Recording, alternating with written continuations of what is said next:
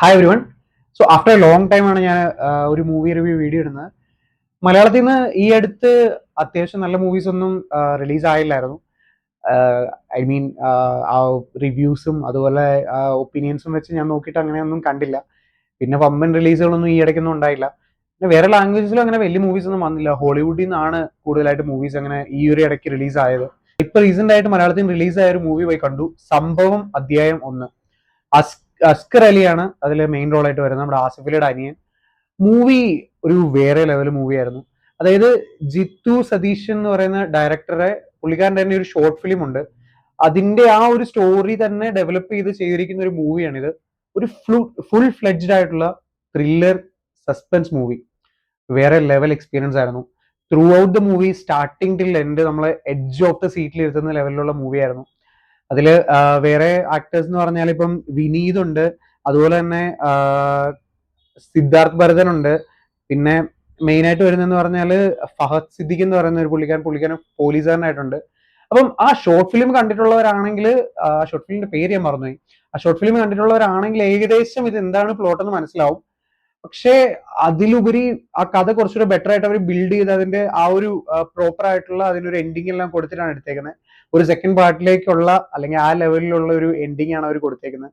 ഒരു അടിപൊളി മൂവിയാണ്, ഒരിക്കലും മിസ് ചെയ്താത്തൊരു മൂവിയാണ്. മലയാളത്തിൽ ഇപ്പം നമ്മൾ കിഷ്കിന്താകാണ്ടൊക്കെ കണ്ടു കഴിഞ്ഞപ്പോൾ മലയാളത്തിലെ ത്രില്ലർ അല്ലെങ്കിൽ സസ്പെൻസ് രീതിയിൽ വേറെ ലെവലിലേക്ക് എത്തുന്ന ആ ഒരു രീതിയിലുള്ള സ്റ്റോറീസ് ഒക്കെ ഉണ്ടല്ലോ. ഈ മൂവി അതുപോലെ തന്നെ വേറെ ഒരു എൻ്റയർലി ഡിഫറെന്റ് ആയിട്ടുള്ള ലെവൽ ഓഫ് എക്സ്പീരിയൻസ് നമുക്ക് തരും. ഈ മൂവിയിൽ മെയിൻ ആയിട്ട് എന്ന് പറഞ്ഞാൽ അസ്കർ അലിയുടെ ആക്ടിങ് അടിപൊളിയായിരുന്നു. പുള്ളിക്കാരനെ എവിടേക്കോ കറക്റ്റ് പുള്ളിയുടെ കുറെ ആംഗിളിൽ നിന്ന് പുള്ളി കറക്റ്റ് ആസിഫ് അലി പോലെ തന്നെയാണ് ഇരിക്കുന്നത്. പുള്ളിയുടെ ആക്ടിങ് ആണെങ്കിലും അതുപോലെ തന്നെ ഫീൽ ചെയ്തു.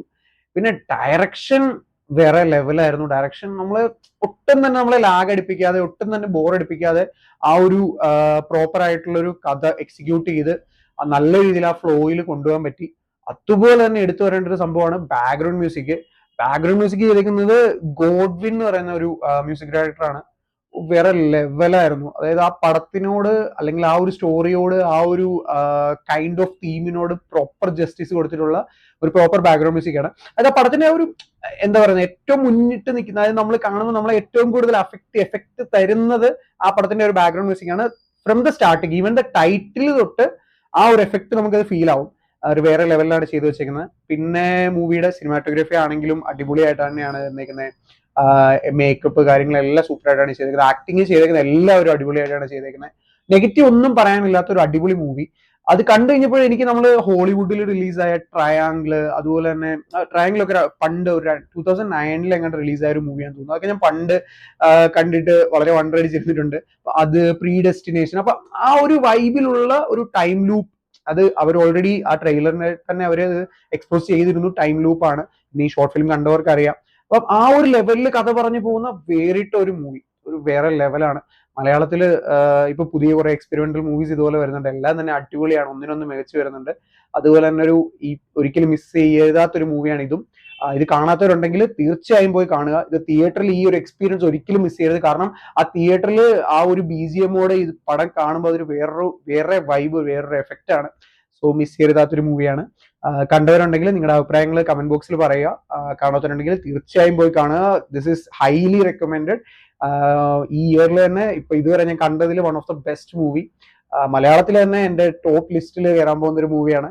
എന്തോ എനിക്ക് ആ സ്റ്റോറി വളരെയധികം ഇഷ്ടപ്പെട്ടു. ആ ഒരു സെറ്റിങ്, ആ ഒരു ഫ്ലോ എല്ലാം എനിക്ക് വളരെയധികം ഇഷ്ടപ്പെട്ടു.